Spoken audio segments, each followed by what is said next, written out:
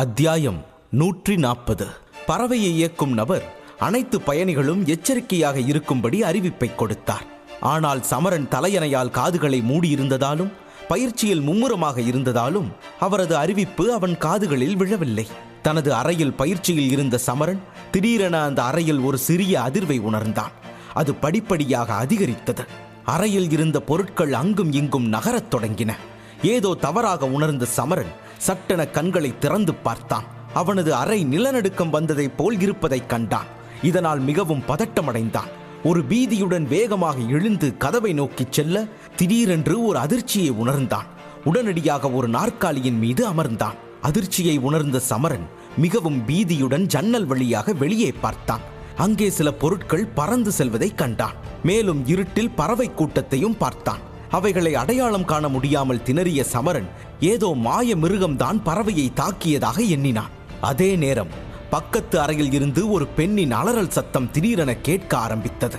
அவன் அதிர்ச்சியில் திரும்பி அவன் அமர்ந்திருந்த இடத்தை பார்த்தான். அங்கே அவன் காதில் கட்டியிருந்த தலையணை விழுந்து கிடந்தது. இதை பார்த்த சமரன் தலையை பிடித்துக் கொண்டு திடீரென்று ஏதோ யோசித்தான். பிறகு இரத்தம் தோய்ந்த ரோஜாச்சாறு, பனிப்புல் மற்றும் 3ஆம் தரவரிசை மந்திரக்கல் என 3ஐயும் அவனது சேமிப்பு வளையத்திலிருந்து எடுத்தான்.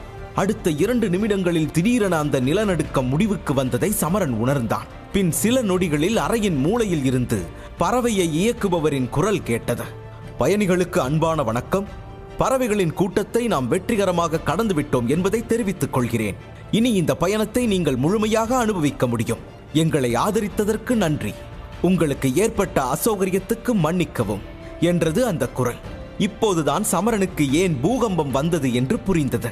அவன் அதை நினைத்தும் சற்று நேரத்தில் முளைத்த தன் எண்ணங்களை நினைத்தும் சிரித்தான். பின் மீண்டும் மோதிரத்தில் இருந்த எடுக்கப்பட்ட பொருட்களில் கவனம் செலுத்தினான். இப்போது அந்த அறை முன்பு போலவே அசையாமல் இருந்ததால் சமரன் 3 பொருட்களையும் கவனமாக தன் முன்னிருந்த மேசையில் வைத்தான். பிறகு தனது மோதிரத்தை 2 முறை தட்டினான். உடனே அந்த வளையத்தில் இருந்து குரு வருணமித்திரர் வெளியே வந்தார். அவர் முதலில் மேஜையில் வைக்கப்பட்டிருந்த பொருட்களை கவனமாக பார்த்துவிட்டு புன்னகையுடன் சமரன் பக்கம் திரும்பி, என்னாச்சு சமரா? ரத்தம் தோய்ந்த ரோஜாச்சாறு செய்யணுமா? அதை இப்பவே செய்யணுமா என்று கேட்டார். ஆமா குருவே, நாம் அதை கூடிய சீக்கிரம் தயார் செஞ்சிடணும். எப்படியும் நான் ஒரு அதிர்ஷ்டசாலியா இருந்தா எந்த நேரத்திலையும் தெய்வீக ஒளியை என்னால பெற முடியும்னு நீங்க தானே சொல்லியிருக்கீங்க என்ற சமரன் வருணமித்திரரை பார்த்து புன்னகைக்கத் தொடங்கினான். வருணமித்திரரும் சம்மதமாக தலையை ஆட்டினார். பின் அவர் யோசனையுடன் அந்த பொருட்களை மீண்டும் பார்த்தார். அவர் சமரனை மாத்திரை செய்ய சொல்லவில்லை. மாறாக நேராக மேசைக்கு முன் வந்தார். பின் புன்னகையுடன், அப்படின்னா சரி சமரா, அப்படியே ஆகட்டும். இந்த ரத்தம் தோய்ந்த ரோஜா மாத்திரை ஒரு உயர் தரவரிசை மாத்திரை. அநேகமா இது 5வது இடத்துல இருக்கும்னு நினைக்கிறேன். உண்மையை சொல்லணும்னா இந்த சக்தி வாய்ந்த சிறப்பான மாத்திரையை உருவாக்க எனக்கு குறைஞ்சது 2 நாள் ஆகும். இந்த பறவையையும் அதோட வேகத்தையும் பார்த்தாலே இப்போதைக்கு நாம வெட்டியா தான் இருக்க போறோம்னு தோணுது. அந்த நேரத்தை பயன்படுத்தி இப்போதே அந்த மாத்திரையை செய்ய ஆரம்பிச்சிடலாம். என்ன சொல்ற என்றார். சமரன் அவரது வார்த்தைகளை கேட்டு மிகவும் ஆச்சரியப்பட்டான். குருவே, என்ன சொன்னீங்க? 5ஆம் தரவரிசை மாத்திரையா என்று கண்கள் மின்ன கேட்டான். ரத்தம் தோய்ந்த ரோஜா மாத்திரை இவ்வளவு உயர் தரவரிசை மருந்தாக இருக்கும் என்று அவன் சிறிதும் நினைக்காததுதான் அவனது இந்த ஆச்சரியத்திற்கு காரணம். விராட ராஜ்யத்தில் உள்ள அனைத்து மருத்துவர்களிலும் மாத்திரைகளின் ராஜாவான சாண்டில்யன் மட்டும்தான் இந்த மருந்தை தயாரிக்க முடியும் என்பது சமரனுக்கு நன்றாகவே தெரியும். அவனது ஆச்சரியத்தை பார்த்த வருணமித்திரர் அர்த்தமாக சிரித்தார். சரி சமரா, நான் என்ன செய்யறனோ அது ரொம்ப கவனமா பாரு. ஏன்னா உயர்தர மாத்திரை தயாரிப்பை பார்க்கறது கூட உனக்கு ரொம்ப பயனுள்ளதா இருக்கும் என்றார். சமரனும் தலையை வேகமாக ஆட்டி ஒத்துக்கொள்ள வருணமித்திரரின் முகத்தில் புன்னகை பூத்தது.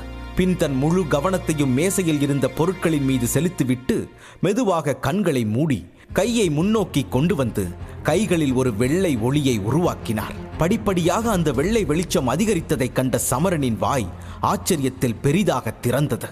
ஏனெனில் இந்த ஒளிதான் தெய்வீக ஒளி. உண்மையில் இதை அடைய வருணமித்திரர் பல இரவுகளும் பகல்களும் உழைத்திருக்க வேண்டும் என சமரனுக்கு நன்றாகவே தெரியும். அதே நேரம் வருணமித்திரர் தனது முழு கவனத்தையும் அந்த வெள்ளை ஒளியின் மீது செலுத்தினார். அதனால் அவரது கைகளில் இருந்த வெள்ளை நெருப்பு மெதுவாக எரியத் தொடங்கியது. பின் அவர் அந்த நெருப்பை தனது ஒளியைப் போல மெதுவாக அதிகரிக்கத் தொடங்கினார். மேலும் ஆழ்ந்த மூச்சை வெளியேற்றினார். நெருப்பு மேலும் மேலும் பெரிதாகிக் கொண்டே போக மேசையில் இருந்த 3ஆம் தரவரிசை மந்திரக்கல்லை எடுத்து நேராக நெருப்பில் எரிந்தார் வருணமித்திரர். இதனால் இரத்தம் தோய்ந்த ரோஜா மாத்திரைகள் தயாரிக்கும் பணி நடுவானத்தில் நிலத்திலிருந்து 1000 அடிக்கு மேல் தொடங்கியது. அதன் பிறகு அடுத்து வந்த நாட்களில் சமரன் தனது அறையிலேயே அதிகபட்ச நேரத்தை செலவிட்டான். வழியில் பயணத்தின் போது பறவை 2 முறை நின்றது. ஆனால் சமரன் அதிலிருந்து கீழே இறங்கவே இல்லை.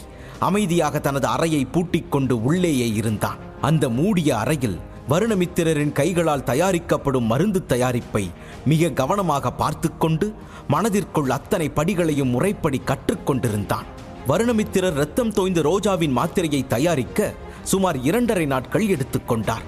மேலும் மருந்து தயாரிப்பதில் அவருக்கு ஏற்கனவே தெய்வீக ஒளி இருந்ததால் அவரால் அதை சுலபமாக செய்ய முடிந்தது. இதிலிருந்து ஒன்று மட்டும் சமரனுக்கு தெளிவாக தெரிந்தது. இந்த மருந்தை தெய்வீக ஒளியின்றி ஒரு சாதாரண மருத்துவர் தயாரிக்க முயன்றிருந்தால் ஒருவேளை அந்த மருந்தை தயார் செய்ய அவருக்கு 10 நாட்கள் கூட போதாமல் போயிருக்கும். இதை உணர்ந்த சமரனால் வருணமித்திரரை புகழாமல் இருக்க முடியவில்லை. மேலும் இது 5வது தரவரிசை மருந்தாக மாறியதைக் கண்ட சமரன் மிகவும் மகிழ்ச்சி அடைந்தான். ஏனெனில் வருணமித்திரர் சொன்னது போல அவன் இதிலிருந்து நிறையவே கற்றுக்கொண்டான். அதே நேரத்தில் அவன் தனது மந்திர ஒளியை கட்டுப்படுத்தும் போது அடைந்த மகிழ்ச்சி தெய்வீக ஒளியை கட்டுப்படுத்துவதுடன் ஒப்பிடும்போது ஒன்றுமே இல்லை என்று அவனுக்கு தோன்றியது. மேலும் தான் 2ஆம் தரவரிசை மருத்துவர் என பெயர் எடுத்திருந்தாலும் வருணமித்திரரை போன்ற ஒரு சிறந்த மருத்துவரின் முன் தான் இன்னும் ஒன்றுமில்லை என்பதையும் சமரன் புரிந்து கொண்டான். ஏனெனில் இரத்தம் தோய்ந்த ரோஜாவின் மருந்தை உருவாக்க 3 விஷயங்கள் மட்டுமே தேவைப்பட்டன. ஆனால் அந்த 3 விஷயங்களும் மிகவும் கடினமாக இருந்தது. அதனால் வருணமித்திரரே அவற்றை பயன்படுத்தி மருந்து தயாரித்தார். அதை வாய்ப்பிழந்து பார்த்த சமரன் தனக்கு துணையாக வருணமித்திரரை போன்ற ஒரு மருத்துவர் இருப்பது நல்லது என்று தனக்குள் நினைத்து கொண்டான். இல்லையெனில் அந்த இரத்தம் தோய்ந்த ரோஜா மாத்திரையை அவனே தயாரிக்க முயன்றிருந்தால் இதுவரை எவ்வளவு விலைமதிப்பற்ற பொருட்களை எவ்வளவு சீக்கிரத்தில் எரித்து சாம்பலாக்கி இருப்பான் என்று அவனாலேயே யூகிக்க முடியாது. பெருமூச்சுடன் அதை பார்த்த சமரன் அந்த அறையின் ஜன்னல் வழியாக வெளியே எட்டி பார்த்து பறவை மேகங்களை எவ்வளவு வேகமாக கிழித்து கொண்டு பறக்கிறது என பார்த்தான். அவனது பெரும்பாலான நேரங்கள் அங்கேயே கழிந்தது. 2.5 நாட்களுக்கு பிறகு தெய்வீக ஒளியில் மூழ்கிய வருணமித்திரரின் கையில் சிவப்பு நிற மாத்திரை தோன்றியது. அந்த மாத்திரை முழுமையாக இன்னும் தயாராகவில்லை. ஆனால் தயாராகும் நிலைக்கு மிக அருகில் இருந்தது. மறுபுறம் சமரன் நின்று கொண்டே இருந்ததால் உணர்ச்சியற்று இருந்த தன் பாதங்களை தேய்த்து விட்டு கொண்டான். அப்போது திடீரென ஜன்னலுக்கு வெளியே மேகங்கள் சிதற ஆரம்பித்ததையும் சூடான காற்று ஜன்னல் வழியாக அறைக்குள் மெதுவாக வருவதையும் உணர்ந்தான். இதை பார்த்த சமரனின் முகத்தில் ஒரு புன்னகை தோன்றியது. நாம பாலைவனத்தை அடைஞ்சிட்டோமா? இவ்வளவு வெப்பமா காத்து வீசுது என்று தன்னைத்தானே கேட்டுக்கொண்டான். பிறகு 2 நாட்களாக தொடர்ந்து மாத்திரைகளை தயாரித்துக் கொண்டு மேசைக்கு அருகில் நின்றிருந்த வருணமித்திரரை திரும்பி பார்த்தான். இவ்வளவு நேரம் தெய்வீக ஒளியை பயன்படுத்தினதுக்கு அப்புறமும் குருவோட ஒளி முன்னாடி மாதிரியே சக்தி வாய்ந்ததா தெரியுது. அப்ப என்னோட குரு எவ்வளவு சக்தி வாய்ந்தவரா இருப்பாரு. நான் ரொம்பவே அதிர்ஷ்டசாலி என்று தனக்குத்தானே சொல்லிக்கொண்ட சமரன் மகிழ்ச்சியுடன் வருணமித்திரரை பார்த்து, குருவே, மருந்து தயாராக போகுதா என்று கேட்டான். ஆமா சமரா, இன்னும் கொஞ்ச நேரத்துல மருந்து தயாராயிடும் என்றார் வருணமித்திரர். இதை கேட்ட சமரனின் காதுகள் துடித்தன. உடனே அவன் மோதிரத்தில் இருந்து ஒரு சிவப்பு நிற குப்பியை எடுத்து அதை வருணமித்திரருக்கு நேராக மேசையில் வைத்தான். பிறகு அவனும் சில அடிகள் பின்வாங்கினான். எதிரில் இருந்த அந்த சிவப்பு நிற குப்பியை பார்த்ததும் வருணமித்திரர் தலையை ஆட்டினார். திடீரென்று அவரது கைகள் நடுங்கத் தொடங்கின. அப்போது அவர் கையிலிருந்து வெளிப்பட்ட வெளிச்சம் சட்டென அதிகரிக்க ஆரம்பித்தது. வெளிச்சம் அதிகமாக அது சிவப்பு நிற மாத்திரையை முழுவதுமாக உறிஞ்சத் தொடங்கியது. அத்துடன் அந்த அறையில் திகைப்பூட்டும் ஒளி பரவியது. அது மேலும் மேலும் வெளியே செல்லத் தொடங்கியது. பறந்து கொண்டிருந்த மாய பறவை கூட ஒரு கணம் அந்த ஒளியை கண்டு பயந்தது. பின் பலத்த அலறலுடன் வேகமாக முன்னேறிச் சென்றது. அறைக்குள் இருந்தபடியே வெளிச்சம் அதிகரிப்பதை உணர்ந்தான் சமரன். அதே நேரத்தில் மருந்தின் விசித்திரமான வாசனையையும் பெறத் தொடங்கினான். இந்த நறுமணம் நிச்சயமாக இரத்தம் தோய்ந்த ரோஜா இதழ்களின் நறுமணம்தான் என்று புரிந்து கொண்டான். ஆனால் அறையில் இருந்த அந்த திகைப்பூட்டும் ஒளி தெய்வீக ஒளி. அதைதான் சமரனால் தெளிவாக பார்க்க முடியவில்லை. அதனால் அவன் பதட்டமானான். அதை கண்ட வருணமித்திரர் அவனுக்கு ஆறுதல் தந்தார். சமரா, பதட்டப்பட தேவையில்லை. யாராவது 4ஆம் தரவரிசை இல்ல அதுக்கு மேல உள்ள தரவரிசை மாத்திரை தயாரிக்கும் போதெல்லாம் இப்படி நடக்கிறது சகஜம்தான். என்ன நடந்தாலும் நான் இதை முடிக்கிறேன். நீ வாசல் பக்கம் போய் நில்லு. இன்னும் சில நிமிடங்கள்ல நான் இந்த மாத்திரையை தயாரிச்சிடுவேன். நீ கவலைப்படாத என்றார் வருணமித்திரர். சரி குருவே, நீங்க சொன்ன மாதிரியே செய்றேன் என்று ஒத்துக்கொண்ட சமரன் மெதுவாக அந்த ஒளியை கடந்து சென்று கதவை அடைந்தான். ஆனால் அதே நேரம் அங்கே வெளியே நிறைய சத்தம் கேட்க ஆரம்பித்திருந்தது. இந்த 5ஆம் தரவரிசை மாத்திரை பலரது கவனத்தை ஈர்த்துள்ளது என்பதை சமரன் அந்த சத்தத்தால் புரிந்து கொண்டான். மேலும் இது போன்ற ஒரு சிறப்பு விஷயத்திற்காக சிலர் தங்கள் உயிரை கொடுக்கவும் சிலர் உயிரை எடுக்கவும் தயாராக இருப்பர் என்று அவனுக்கு தெரியும். அதனால் சற்று யோசித்த சமரன் தன் முதுகில் தொங்கிய கல்வாளை தன் கையால் பிடித்தான். பின் அதை வெளியே எடுத்து ஆழ்ந்த மூச்சை விட்டு உடனே கதவை திறந்து வெளியே வந்தான். அறையை விட்டு வெளியே வந்தவுடனே வேகமாக கதவை மூடினான். பின் முகத்தில் லேசான அசௌகரியத்துடன் சுற்றிலும் பார்க்க ஆரம்பித்தான். அதே நேரம் திடீரென மற்ற அறைகளில் இருந்து 4 பேர் வெளியே வந்து சமரனை நோக்கி வந்தனர். அவர்களில் ஒருவர் முழு உடை கூட அணியாமல் அரைகுறை ஆடையுடன் வந்திருந்தார். அதை பார்த்த சமரன் இந்த மருத்துவர் இந்த விசேஷ விஷயத்திற்கு எவ்வளவு அவசரமாக வந்துள்ளார் என்று புரிந்து கொண்டான். அந்த 4 அருகில் வந்தபோது ஒரு சிறுவன் கையில் வாளை பிடித்திருப்பதை கண்டார்கள். அவர்கள் முகத்தில் கொஞ்சம் குழப்பம் தெரிந்தது. அந்த 4 பேரும் சமரனுக்கு மிக அருகில் வந்தனர். அவர்கள் அனைவரது பார்வையும் அவனது மாய அங்கியின் மீதும் அதில் இருந்த 2ஆம் தரவரிசை பதக்கத்தின் மீதும் விழ அவர்கள் ஆச்சரியத்துடன் ஒருவரை ஒருவர் பார்க்க ஆரம்பித்தனர். ஆனால் சமரன் அவர்கள் 4வரையும் முறைத்துக் கொண்டிருந்தான். 4 பேரில் ஒருவர் மிகவும் வயதானவர். மற்ற 3 35 முதல் 40 வயது இருக்கும் என்று அவன் கண்டுகொண்டான். பின் சமரனின் கண்கள் அந்த முதியவரின் மார்பில் விழுந்தது. அதில் 3ஆம் தரவரிசை பதக்கம் இருந்தது. மீதி உள்ளவர்களையும் அவ்வாறே பார்த்தான். அதில் 2 2ஆம் தரவரிசை மருத்துவர் என்றும் மீதமுள்ள ஒருவர் 1ஆம் தரவரிசை மருத்துவர் என்றும் சமரன் தெரிந்து கொண்டான். அப்போது திடீரென அந்த முதியவர் சமரனின் அறையில் இருந்து வெளிவரும் வெளிச்சத்தை பார்த்தார். பின் சாதாரணமாக, வணக்கம், என் பேர் சுக்கிரன். நானும் உங்களை மாதிரி ஒரு மருத்துவர் தான்.